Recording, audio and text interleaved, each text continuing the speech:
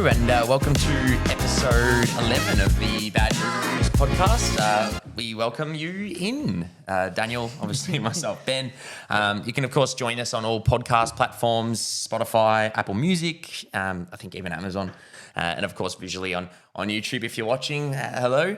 We'll get straight into movie news. I know Marvel tend to take a bit of a reign, usually, being that they're probably the biggest thing in film in terms of money making. But Harrison Ford has recently been cast in the Thunderbolts movie, which I think we've spoken about it a little bit, but I can't remember the plot off the top of my head, as General Ross.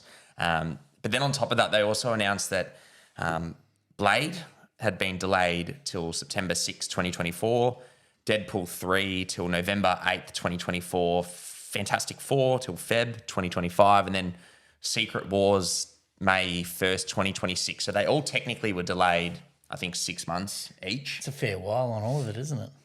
I actually really like it. It gives them more Delayed. time. It gives them more time because, as we've talked about, they've been very hit and miss. And I think the Avengers one went from the main one I look at, obviously Blade we've talked about recently, and they've had a lot of issues. Like the directors left recently. Deadpool 3 obviously was just announced recently, but Fantastic Four, they still haven't announced anything like cast-wise. But the main one for me is Avengers Kang Dynasty was coming out 2025. Yep. Around March, and then November was going to be Secret Wars. So obviously it's like, but for instance, it's like Infinity War coming out and then Endgame coming out 3 months, 4 months later. So I think it actually builds, I guess, kind of hype, depending on if Kang Dynasty is awful. Obviously, it's a bit different, but it won't build much. if it's good, it obviously builds that hype for like kind of another year's wait, which I kind of like. But the main thing I guess we can talk about is the casting. What are your thoughts of Harrison Ford joining the MCU? Look, I think he's a great actor. I don't think there's I guess I don't know enough about Thunderbolts and that kind of aspect of the universe to fully comment, I guess, on The character he's playing. Yeah, his character that he's playing. But I like him. I feel like he always brings something good. So I'm interested to see where He's it goes. very much recently been playing the same character. Like I haven't seen him he's in played much. the same character his whole life. I'm not sure. It might be a little bit I'm different. keen for Indiana Jones 5, but the interesting thing to me is he openly, like, I feel like hates these movies. Or like these big companies, like he openly has requested like Han Solo to die like multiple times because he's like, I hate the character. Yeah, didn't he do that for the latest Star Wars series? Yeah, he said, I'm only joining if he dies, but he wanted him to die in Return of the Jedi. Yep. But I know he loves obviously Indiana Jones. That's his baby, and he said no one will ever play Indiana Jones as long as I'm alive. So that's interesting because he's got different. A bit differentiating opinions, but next one I'm keen for Dune 2. It's been announced that it's moving forward 2 weeks to the start of November, which generally when these are moved, it's I don't know if it's like most of the time it's like to get away from a big movie, which it might be doing because I know it was coming. It's November 3rd, I think, the new announcement for next year, so 2023. Gotcha. They're filming it at the moment.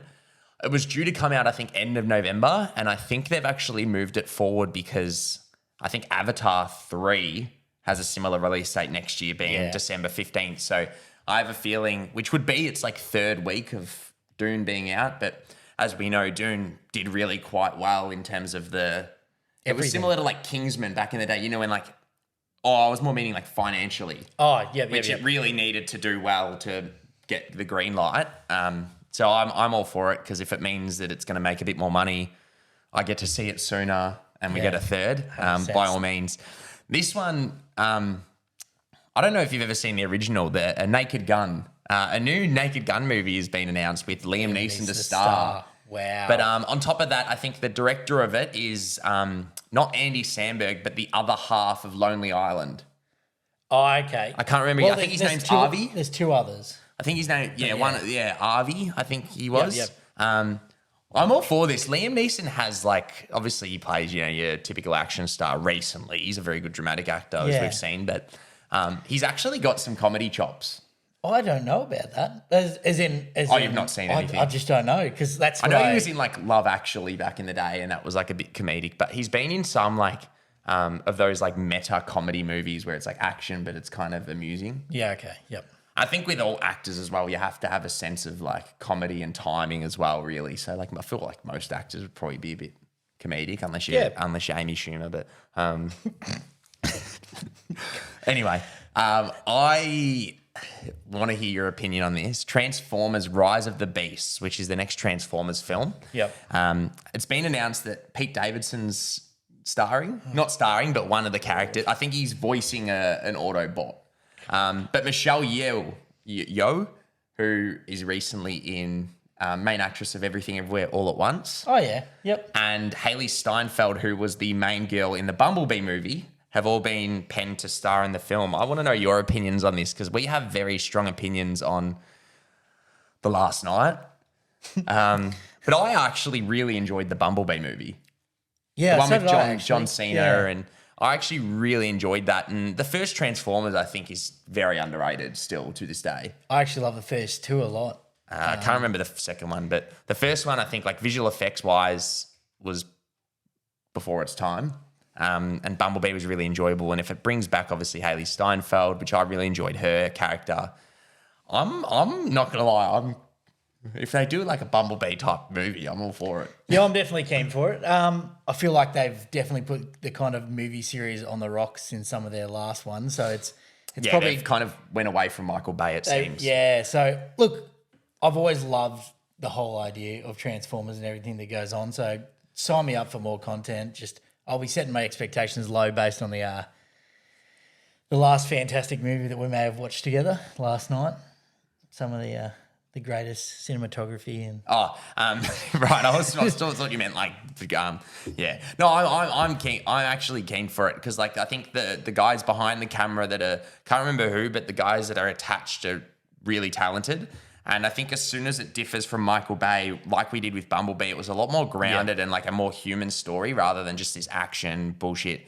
And I think Michael Bay's also better for it. Ambulance was his recent film, which was actually really not a bad movie at all. Actually, I really enjoyed it. And but yeah, that's all for movie news this week. Unfortunately, not too much, but a couple of nice ones. I guess we've got a bit of time before we'll take a break. We'll chat about what we'll go. I guess we'll go in terms of chronological order of what we saw first. So you might start with Halloween Ends. What were your opinions on this? Obviously, for anyone who doesn't know, it's kind of been announced that this is its own timeline. So there's Halloween, the first original film in 1978, and then there was the 2018 remake Halloween, and then Halloween Kills, and then Halloween Ends, which is like the final to that trilogy. Even though there's like 13 films, they've kind of differentiated it and went, this is a different timeline, this is that.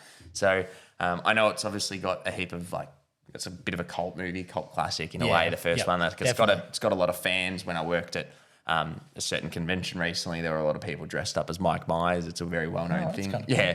But what were your thoughts on the movie? I want to know. Look, as a movie, I wasn't the greatest fan of the entire film overall. I thought it had a weird direction, weird story, and I thought a lot of the story aspects and the plot didn't kind of make sense or line up, or I don't know, it wasn't very cohesive. I had my expectations low, and I think it met those expectations, so that's a plus side. I think it did better than those expectations. Like did worse. Like it did better than like to top your shit expectations. It was worse than your expectations. It probably, It wasn't wasn't a great film, but it won't go down as my worst movie I've ever seen. But it won't go down. Might go down as the worst movie of the year for me. Top three. Yeah, top three. Yeah, definitely. Yeah. Yeah. What about you? As you know, I wasn't a fan. Yeah. I actually really enjoy the first Halloween and the 2018 remake. I actually really enjoyed. I found it just enjoyable. Like you know what you're getting. It's a slasher fest. Like it's gory. You want to see people die. As fucked as that sounds, but Halloween Kills I didn't really like. This one was just like it realistically should not have been a Halloween film. Like if you've seen it, you'll know, but like it's just not what you're expecting at all, and not in a good way. It's very poorly written. Like the actual script is dog shit, but the essentially the story is just so bad and fucking weird. And I actually said this to Daniel, it kind of talks about, I guess it's kind of got an in-depth look of like how, certain trauma and like, I guess, bullying and dealing with certain things in life can affect you in a negative way. But we recently saw Smile, which kind of looked at trauma and stuff like that in like a kind of like human way of like, even though it was a horror film. And this film just was like, if you're got trauma or, you accidentally did something, you're going to just kill people. Like it just felt like just obnoxiously retarded. Yeah, that's one way to put it. It was like really, really, really weirdly done. And like the director of the film is like, did Kills, but also done like comedies 20 years ago that were actually half decent. And I don't know how his career's ended up here, but it shouldn't have. But no, I thought this movie was awful. It shouldn't have even been a Halloween movie. I think Mike Myers is probably spoilers in it for probably 15 minutes.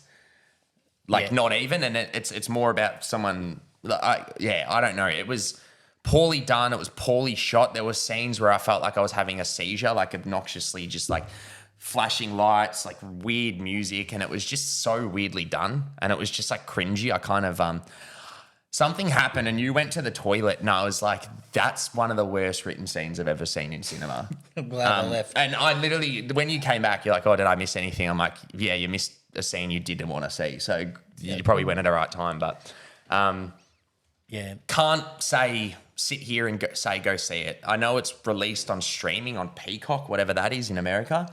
Yeah, it's like a streaming service in America. So it's released same day in America on streaming as like in cinemas, and it's done well as all Halloween films. There's not much money attached, but acting also was awful. Yeah. Jamie Lee Curtis, you know what you're getting here with her character Laurie Strode. Like she was really good. Like she's a bit of a scream queen as they call them, but the main actor was I don't know what I was watching. It sounds like I'm blasting this film, but if anyone sees it, they'll know what I'm talking about. Like, first of all, apparently you wear glasses full time, and then if you kill someone, you don't need to wear glasses anymore. Just letting you know. I was going to point that one out. It was just like nothing made sense, really. There's probably only one part that I thought was maybe like notable, as in like that kind of makes sense, or it was kind of good. Was some aspect of the bullying part, very small aspect, but the bullying part of, I guess, you start to treat someone like a monster, then they will become a monster. And I was like, that's done in a lot of films. Like that's kind of not cliche, but that's done in a lot of films. You see that like in It with that bully, and it's like usually, generally speaking, it is true in today's society. It's like 90% of bullies in today's society are treating people like that because that's realistically what they get at home. Like, they come from some kind of trauma. But it doesn't mean you kill people. You know what I'm saying? I mean, you might. Who knows? I don't, but I can't recommend anyone to see this film. I don't think Daniel can either. So, we might take a quick break after that. I'm actually getting a headache chatting about that film because it's bit worked up. But we'll take a quick break and we'll come back at you with a review of the next film we saw. Kind of a horror film as well. I don't know. But we'll come back and we'll review Barbarian. Easy. So we'll come at you with a review of Barbarian. So for anyone who doesn't know, I'll keep this very light because I feel like this is a film you probably want to go see not knowing anything, but I agree. Can't remember who it stars, who the main actress is, her name, but it also stars Bill Hader. It's a first-time director and he wrote the film, and it's essentially, to keep it short, she books an Airbnb in a state where she's having a job interview and someone else is booked it at the same time, and then the story just kind of unfolds from there. But it's got Skarsgård in it, isn't that his last name? Bill Skarsgård, yeah. Bill Skarsgård. That's it. Knew I was going to get that wrong. Yeah. What did I say? Bill Hader or something? You did. Yeah. Oh, well, yeah. I was thinking of It maybe because we chatted about it just then. What were you? I know you have some interesting thoughts. What were your thoughts on the film? Look, I've thought about it a lot more since we watched it. Obviously, when I first came out, you kind of set these expectations, and for me, it didn't meet them. But I've thought about the film in a lot, and there's so many fantastic characteristics of it. I thought, and I know you're going to touch on it heaps, but the direction it went in, the story and the plot, a lot of like the filming and some of the shots were phenomenal, and so were the audio.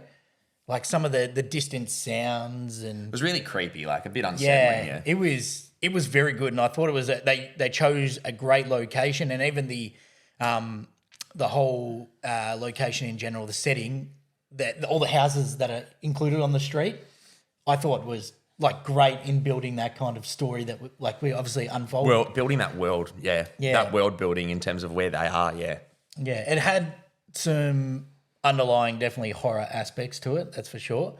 And I think it was a lot more humorous than I was expecting, and I thought that was some of the greater parts of the film. But overall, I thought it had a great story. It was shot well, and I thought it was acted fantastically.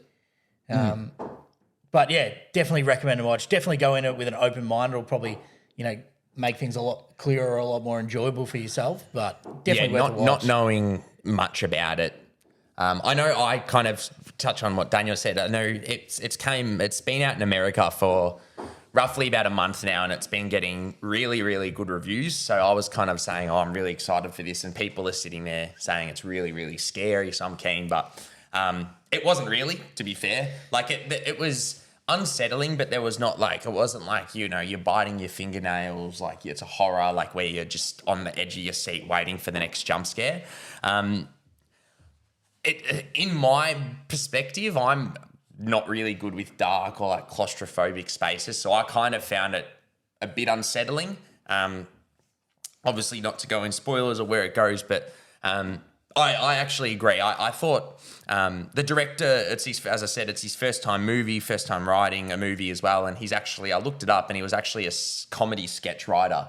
Oh. And it shows because it actually is really, really funny, and all the characters are written really well. Like, it's very human. It's not like a horror film where you're like, why the fuck would you do that? Like, it makes no sense. It's very human reactions and a realistic approach. I tend to agree as well. Like the way it was shot was really intriguing. Like, all the camera shots were either really close angle, like really like not fisheye lens, but kind of distorted in a way, and like wide angle shots at the right time. There were even POV shots, which were really interesting. And the lighting, obviously, at certain times in the dark was really interesting, how it lit up just a subject and not the whole thing. And it was done really well. And the craft of the film is superb. And the story was really kind of fucked, but I had a really good time. It wasn't, I don't know if I'd like watch it again or rush out to watch it again, in a sense that I think the best bit about the film is watching the plot unfold, and knowing how it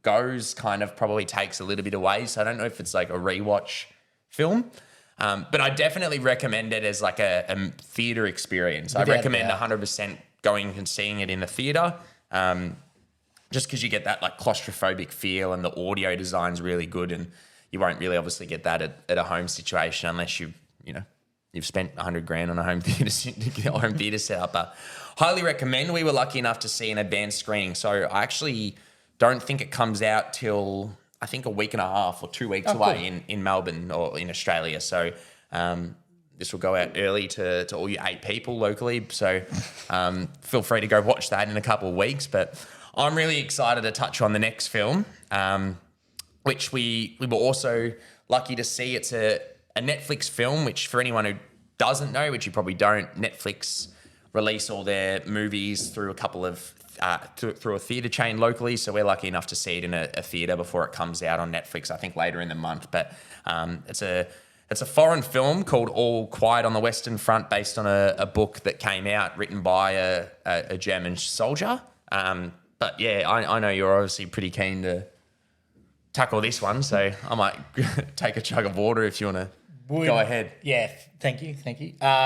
Loved it. And for everyone that is listening in and watching in, even though it is a foreign film, don't treat it as such. It is worth a watch. So even then, that saying, I love foreign films. Yeah, I know, but some people have that. Like, some people are very scared of reading 2 centimeters of text at the same time. I'm usually one of them.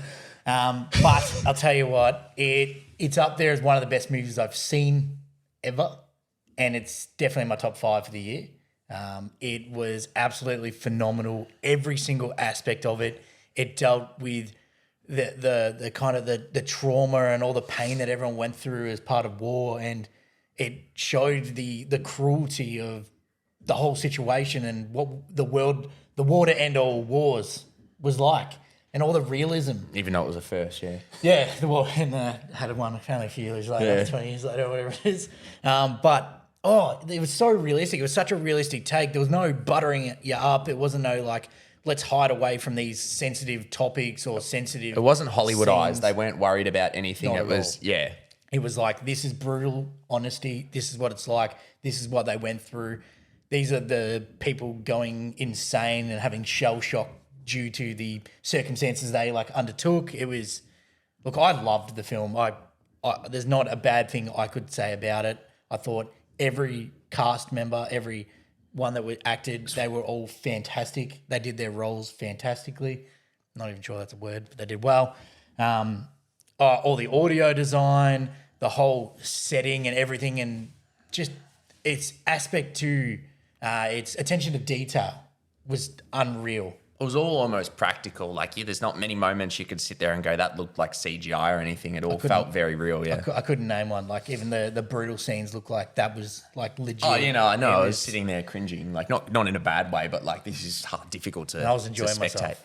Yeah, I love a good war film, and that one was like top tier. Yeah, well, it's very much phenomenal. It's very much anti-war. Like, the one thing I said to you after the film is you go see a lot of war films, and it's not that they're pro-war or anything like that, but it's very much tackle, like, it's just sort of shown for entertainment. And this kind of felt like they're showing you it to show you the horrors and like the hell they lived in, to be like, you know what, fuck that.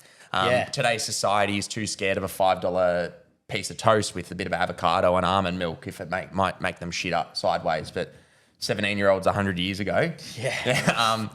One thing I to put it perfectly, I actually read this quote from the book, and it's kind of the entry to the book written by the author, who was a soldier, and it says that this book is to be neither an accusation nor a confession, and least of all an adventure, for death is not an adventure to those who stand face to face with it. It will simply try and tell a generation of men who, even though they may have escaped shells, were destroyed by the war.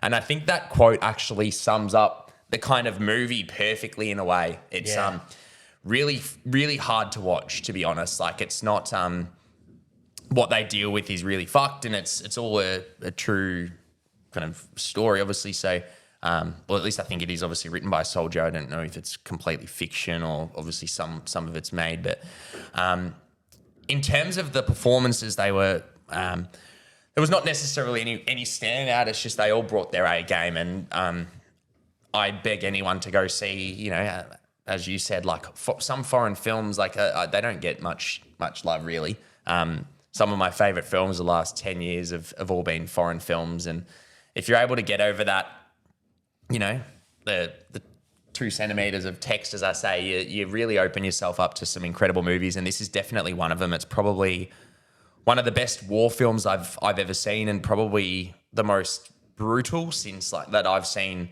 Since, for anyone who knows, it's notoriously one of the most, fucked film of all time, called Come and Go, which is another war film, also foreign, and kind of since like Saving Private Ryan almost. Like, that was really, I saw that at quite a young age. I haven't really watched it recently, but confronting. It was very confronting, and this film is really, really confronting, and it deals with a lot of that aspects. But the cinematography was beautiful, sound design was beautiful.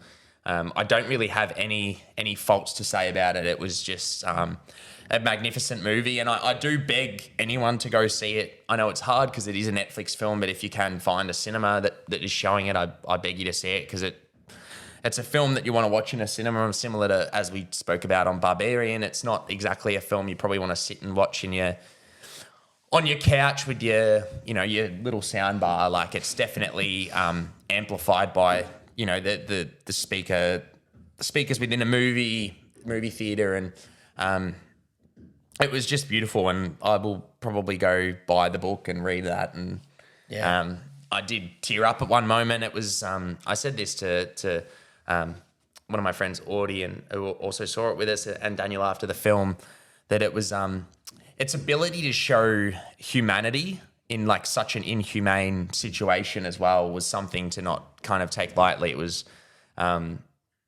really kind of beautiful in that aspect, that obviously, the war is such an inhumane thing, and like killing people, it's recognized. Obviously, you've got situations where they kill someone and then recognize, fuck, this is a 17-year-old boy, or this is someone with a wife and a kid, and its ability to tackle that as well is done really well, which is something in a war film that's quite difficult to do, because it's like obviously you're dealing with such a fucked situation and subject where millions of people lost their lives, and it's kind of in a blurb at the end of the film. It's like there was millions of people who lost their lives, and I can't remember what 17 million. Yeah, I can't remember what battle it was, and that's one thing that also I really not enjoyed because it's, as I said, fuck movie, but in a lot of war films, they're taken like, you've got Dunkirk, 1917, where it's a specific situation and it's like, this is the battle of that. And it kind of makes it significance, whereas all of this is just like, it just shows you that there's no significance whatsoever to any of the fighting they're doing. Yeah. In a way, there's no names for the battle. It's all, at the end, it says this whole situation was basically to fight over literally meters of land within 4 years of it. 4 years of a time, basically. And I thought that was really well done, where it didn't name any of the battles, it didn't do any of that, and it just kind of, I know that I'd watched an interview and the director basically said similar thing. He's like, it's really to kind of show that just everything, not necessarily was, not meaningless wasn't the right word, but significance. Like it was just people are losing their lives for just meters of land that not like, either way. And it was just like, it's just a repetitive, like, but yeah, no, I highly recommend everyone to go watch it. It is probably one of the harder war films to watch. So if you're not good with confronting imagery or gore, violence, anything like that, it might not necessarily be for you. But I think it's a beautiful told story and a beautifully human story. And I think the way the start of the film and the end of the film kind of tie each other up and mirror each other, I thought was also beautiful, and kind of a show of like, everyone's just a number, really. Yeah, 100%. I really, loved it. And I also loved that there was probably a little bit of education to the side of it too that I probably wasn't aware of, as in you never hear the side of the losers. You never hear their story. You never get to see what it's going through. It's all about the winner. The winner, every movie that's been made is all about the winner and what that looks like. And to see that they didn't want to go to war and they were only human. And the reality is there's no winner. They were farmers or like intellectuals, and they all just had to go to it. And they didn't win and they lost. Yeah, and it showed all the cruelty of the scenario, and also what, the Western world also did towards them. And like it was a lot of brutal, honest, and education, and it was and I think that's the thing is there's no real winner in war, really. No. And like you obviously see that at the start of the film, like and this is a well-known thing to go to war. You kind of looked on very at the time like a superstar almost. Like you go on a fight for your country, and you see these boys that are all like 17 years old, ecstatic, and pretty fucking soon, within 3 minutes of being there, they realise this ain't. It's not what it's not what it's taught. And, you learn pretty quickly that, your friend might die in front of you, but you've got fucking no time to mourn. All of a sudden, the gunshots at you. Like, it's just, the way it tackled the whole situation was very well done and very human. Obviously, you've still got people who's, are survivors today, still potentially not from this war, but in general, wars, obviously, that, you kind of need to tackle this subject relatively in a humane situation. So highly recommend this film. Probably my favourite of the three we saw this week. But other than that, did you have anything you kind of wanted to talk about? No, I think we touched on pretty much everything there. It was a fantastic film. Go watch it. The other two, watch in your own time. Barbarian, I recommend seeing in the cinema, but you've got a couple of weeks to go see that. But other than that, we'll end it there. We'll be back next week. We have got Black Adam next week, so a little bit more of a blockbuster. I don't know what else comes out, but we'll probably have a pod where we chat about spoilers even, and obviously being a superhero film, a lot happens. So other than that, we hope you have a good one, and of course join us on all major podcasting platforms and visually on YouTube. But other than that, we'll catch you next week. Awesome. Thanks, guys.